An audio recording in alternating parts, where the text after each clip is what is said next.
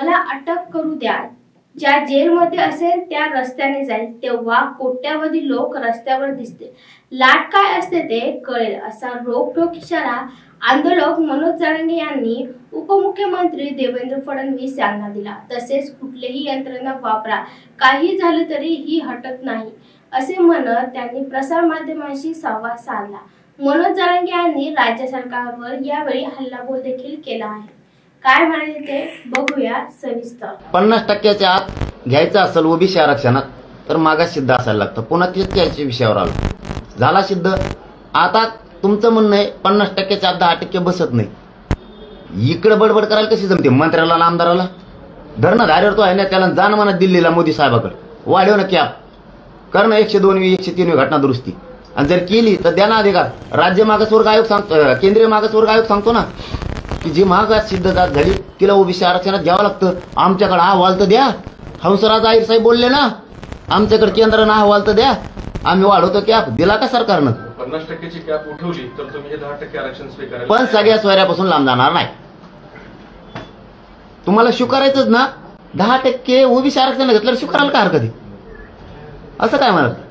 जे ओबीसी आरक्षणात 10% येणार आहे ते स्वीकारायला हरकत काय? ती ओबीसीच झाला. ते बघू त्या टायमाला. आम्हाला वाटलं आम्ही शिल्लक राहिलो तर ते सगळ्या जातीसाठी, नुसतं मराठ्यासाठी नाही. ती नाही, पण त्याचा प्रश्नच येत नाही ना. 10%तलं आरक्षण 50%ची कॅप नाही, त्याच्यापासून नाही हटू शकत नाही.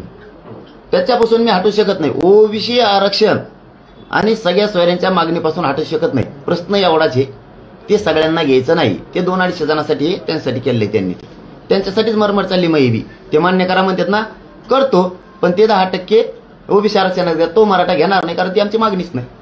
आमची मागणी ओबीसीतून सगळ्या सोयऱ्याची, त्यामुळे तिच्यापासून आपण हटत नसतो. ते 2-3 लोकांची मागणी आणि 2-250 लोकांना लागतंय फक्त ते तेवढ्यासाठी, पण त्यांच्याच कल्याणासाठी म्हणतोय. ते उडणार आहे, त्यापेक्षा मागास सिद्ध जात झाली 50%च्या आत घ्या ओबीसी आरक्षणात, त्यांचं कल्याण होईल.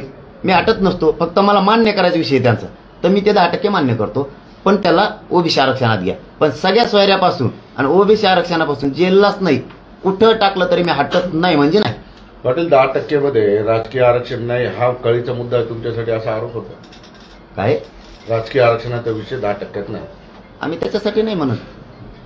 जे ओबीसींना फायदे आहेत ते मराठ्यांना झाले पाहिजे, कारण मराठा सुद्धा ओबीसीचे कुणबी आणि मराठा एकच. माझ्या गोरगरीब मराठ्यांच्या पोराला केंद्रातही फायदा झाला पाहिजे, केंद्रीय नोकरी मिळाल्या पाहिजे, केंद्रीय कॉलेजही मिळाले पाहिजे, आणि राज्यातही मिळालं पाहिजे. तो आमचा अधिकार आहे. आमच्या लेकरांनी मराठ्यांच्या पोरांना मोठं होऊ नये का होऊ नये? मान्य करायचा विषय, गफलत नको. 10% मान्य करायचा विषय मान्य करतो. ओबीसी आरक्षणात 10% घ्या, कॅप वाढवा, तिकडं बॉम्बला ना, इथं जातीचं कल्याण होईल ना. मी उलशिक बोललो तुमच्या नेत्याला आणि त्या पक्षाला, तर एवढं जिव्हारी लागलं. बोला जरा कचा कचा, मागास सिद्ध झाली मराठ्या जात, घ्या ओबीसी आरक्षणात त्यांना आता वाढवा कॅप, चला मोदी साहेबाकडे सगळे वाढवा ना. त्या 2-250 जणांना होईल ना ते. पण आमच्या मागणीपासून मी नाही हटत. ओबीसी आरक्षणातून सगळे सोयऱ्यांची अंमलबजावणी ठाम आहे, त्याच्यावर मरुस तर. केंद्र सरकार कॅप वाढायला तयार नाही, कारण फक्त राज्यापुरता मर्यादित विषय नाही, तो इतर सगळ्या